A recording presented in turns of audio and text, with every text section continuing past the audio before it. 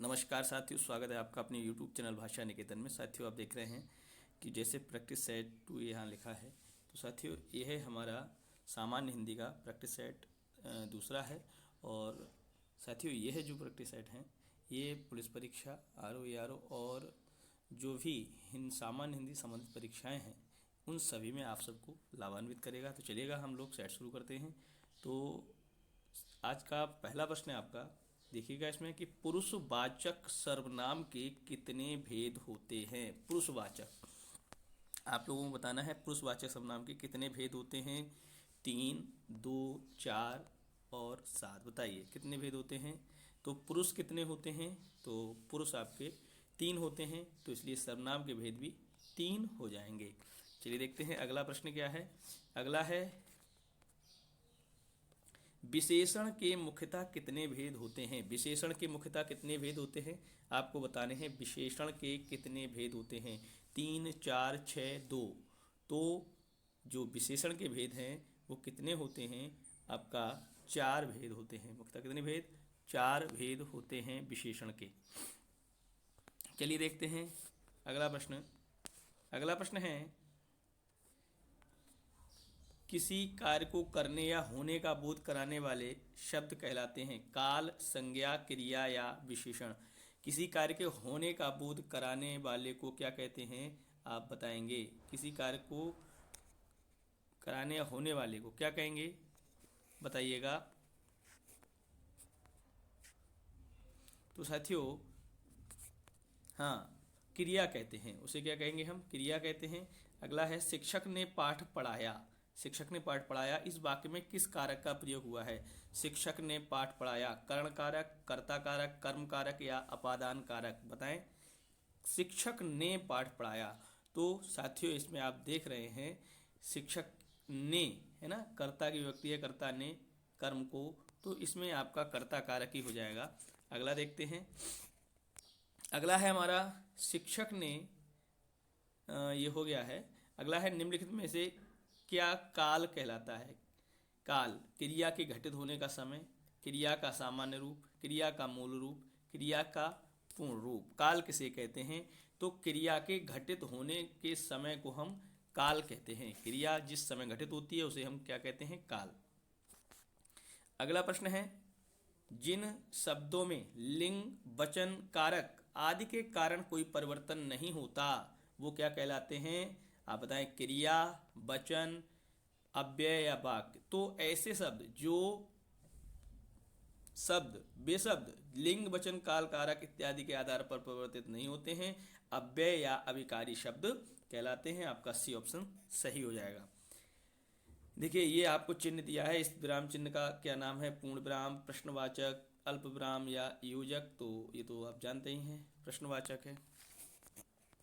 अगला है, नदी शब्द का बहुवचन रूप क्या होगा। नदी शब्द का बहुवचन रूप, नदी, नदिये, नदियाँ या नदियों। तो नदी शब्द का बहुवचन रूप आपका नदियाँ हो जाएगा। सामान्य सा प्रश्न है। अगला है, चूहा। चूहा शब्द का स्त्रीलिंग, चूहे, चूहिया, चूही या चूहों। तो ये आपका चूहिया होता है। क्या होता है, चूहिया, आप जानते ही हैं। भारत में अंग्रेजी भी सरकारी कामकाज की भाषा है। अंग्रेजी भी सरकारी कामकाज की भाषा है। रेखांकित अंश के लिए एक शब्द बताइए। राजभाषा, राष्ट्रभाषा, विभाषा या राष्ट्रीय भाषा। भारत में अंग्रेजी भी सरकारी कामकाज की भाषा है, तो हम इसको क्या कहेंगे, तो ये राजभाषा है। क्या है, राजभाषा। अगला प्रश्न है, चपल शब्द का उचित विलोम क्या होगा। चपल, महान, गंभीर, स्थावर या अचल। चपल का क्या होगा, देखिए चपल माने चंचल और चपल का विलोम हो जाएगा गंभीर। ठीक है, गंभीर हो जाएगा। नौकरी के लिए लिखे जाने वाले पत्र को क्या कहते हैं। प्रार्थना पत्र, आवेदन पत्र, निमंत्रण पत्र या सूचना पत्र। देखिए नौकरी के लिए जब आप पत्र लिखेंगे तो इसे क्या कहते हैं, यह सही जवाब आपका हो जाएगा आवेदन पत्र कहते हैं उसे, आवेदन पत्र। चलिए देखते हैं अगला है हमारा प्रश्न, जब मित्र ने उसका सारा धन हजम कर लिया तो उसकी आंखें खुली आंखें खुली, रेखांकित मुहावरे का अर्थ बताइए, तब उसकी आंखें खुली। आंखें खुली का क्या होता है? डर जाना अर्थ है, होश में आना, जाग जाना, या इनमें से कोई नहीं। तो ये हो जाएगा आपका, उसका अर्थ हो जाएगा होश में आना, तब वह होश में आया। एक पंथ दो काज, लोकोक्ति का अर्थ क्या है? एक पंथ दो काज, एक काज होना, लाभ ही लाभ होना, एक काम से चार लाभ होना, एक ही काम से दो लाभ होना। एक पंथ दो काज का अर्थ क्या हो जाएगा? एक ही काम से दो लाभ हो जाना। अगला प्रश्न है, देखिए क्या है, इसको पहले पढ़ते लिखा है इसमें। विलोम शब्द के लिए चार चार विकल्प दिए, उचित विकल्प का चयन करना है। विष का विलोम क्या होगा? हलाहल, अमृत, खजाना, माला। तो इसमें हो जाएगा आपका अमृत, हो जाएगा अमृत। अगला है आमोद प्रमोद। आमोद प्रमोद का क्या हो जाएगा बताइए? आमोद प्रमोद का हर्षोल्लास, मेल मिलाप, वेदना दुख, राग विराग। आमोद प्रमोद का, तो सही जवाब इसका हो जाएगा, आमोद प्रमोद का हो जाएगा वेदना और दुख। क्या, किसका अर्थ हो जाएगा? ये विलोम शब्द हो जाएगा आमोद प्रमोद का। अगला है अपेक्षा। अपेक्षा का विलोम क्या होगा बताइए? अनिच्छा, इच्छा, उपेक्षा या समीक्षा, तो उपेक्षा हो जाएगा। दुर्बुद्धि, दुर्बुद्धि का क्या होगा विलोम शब्द? कुबुद्धि, सद्बुद्धि, तीव्र बुद्धि, मंदबुद्धि, तो दुर्बुद्धि का सद्बुद्धि। और प्राकृतिक, प्राकृतिक का क्या हो जाएगा? प्राकृतिक का क्या हो जाएगा बताना है आपको। कृत्रिम, कृत्रम, कृति, या इनमें से कोई नहीं। प्राकृतिक, प्राकृतिक का क्या हो जाएगा? देखिए प्राकृतिक नेचुरल है और कृत्रिम जो बनाया गया है, तो इसमें आपका विलोम शब्द कृत्रिम हो जाएगा। अगला है समानार्थक शब्द के लिए चार चार विकल्प हैं, उचित विकल्प का चयन करना है। निश्चित का क्या होगा? नियत, नियति, तय या संभावित। निश्चित का क्या हो जाएगा? तो देखिएगा निश्चित का आपका सही हो जाएगा, निश्चित का सही हो जाएगा आपका, कहें तो निश्चित है तो नियत है, ठीक है। सूरज, सूरज का क्या होगा बताइए? सूरज का तरणी, तारणी, तरण या तरुणी। सूरज का सही शब्द क्या हो जाएगा? सूरज का आपका हो जाएगा सूरज का तरण, ठीक है। अगला देखते हैं जलधि। जलधि समानार्थक बताना है। सरोवर, समुद्र, भूधर या निर्झरणी। जलधि का समानार्थी, तो यह हो जाएगा आपका समुद्र। क्या हो जाएगा? समुद्र हो जाएगा। मनुष्य का द्विपद, एक पद, त्रिपद या चतुष्पद। मनुष्य कैसा होता है? तो मनुष्य का द्विपद, द्विपद सही जवाब होगा।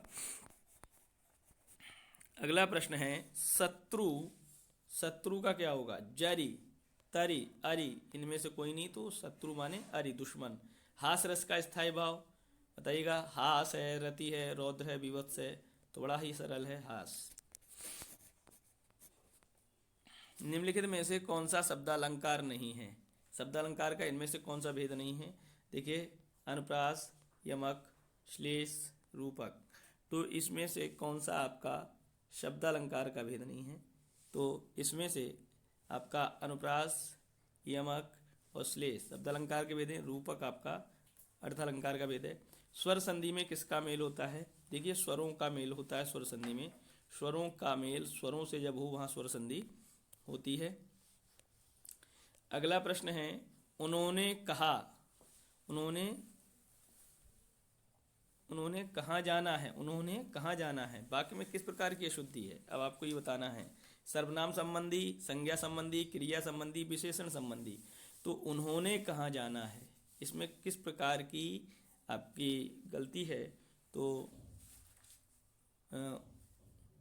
तो इसमें किस प्रकार की हो जाएगी? सर्वनाम की हो जाएगी, क्योंकि उन्होंने यहाँ सर्वनाम के लिए प्रयुक्त है। उन्होंने की जगह होगा उनको कहाँ जाना है, ठीक है। तो इसमें सर्वनाम संबंधी अशुद्धि है। सामासिक पद को तोड़ना कहलाता है। सामासिक पद को तोड़ना क्या कहलाता है? संधि, समास, समास विग्रह या समास विच्छेद।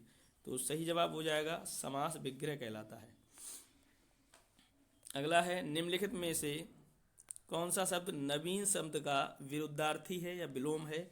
नवीन, नया, पुरातन, प्राचीन या पुराना। नवीन का क्या हो जाएगा? नवीन का आपका प्राचीन हो जाएगा। निगूढ़ का कौन सा उपसर्ग प्रयुक्त हुआ है निगूढ़ में? नि, पर, निर या अनु? तो नि हुआ है, सरल ही प्रश्न है। अगला है, निम्नलिखित में से कौन सा शब्द तत्सम नहीं है? स्कंध, कपोत, ईर्ष्या, हल्दी। तो इसमें कौन सा नहीं है? तो हल्दी नहीं है, हल्दी का तत्सम हरिद्रिका है, तो हल्दी नहीं है। निम्नलिखित में से तद्भव शब्द है? शकट, घात, कांच, गोपाल। तद्भव शब्द है, इनमें से आपको बताना है तद्भव कौन सा हो जाएगा। तो जो कांच है कैसा है? तद्भव है। गिरा हुआ के लिए एक शब्द बताइए। पतित, लुंठित, धराशायी या आपका पालकी। जो गिरा हुआ है उसके लिए एक शब्द क्या प्रयुक्त होगा? पतित।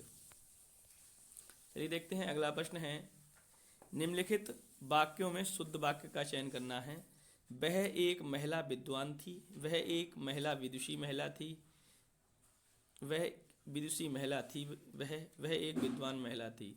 तो वह एक विदुषी महिला थी, ये आपका वाक्य सही है। अगला है, वह प्रमाण सहित अपनी बात बताएगा, वह सब प्रमाण के साथ अपनी बात बताएगा, एक प्रमाण के सहित अपनी बात बताएगा, वह सब प्रमाण सहित अपनी बात बताएगा। तो देखिए जहाँ सहित आएगा वहाँ सब प्रमाण नहीं आएगा, ठीक है। तो सही जवाब इसका क्या हो जाएगा? वह प्रमाण सहित, ठीक है, या सब प्रमाण अपनी बात बताएगा, सहित हटा दिया जाए तो ये ए ही ऑप्शन इसका सही है। अगला है प्रश्न, निम्नलिखित में से दंत्य ध्वनि है? दंत्य ध्वनि जो ता वर्ग के वर्ण हैं वो दंत होते हैं, तो इसमें से ता वर्ण है ही, तो ये दंत है। निम्नलिखित में से महाप्राण, महाप्राण माने हम कह सकते हैं जो दूसरा और चौथा वर्ण जो होता है वो महाप्राण में आता है प्रत्येक वर्ग का, है ना। दूसरा और चौथा जो कह सकते हैं, तो था, का, वा और चा, तो ये था हो जाएगा। ता और था के बाद था जो आया है था हो जाएगा महाप्राण। अगला है,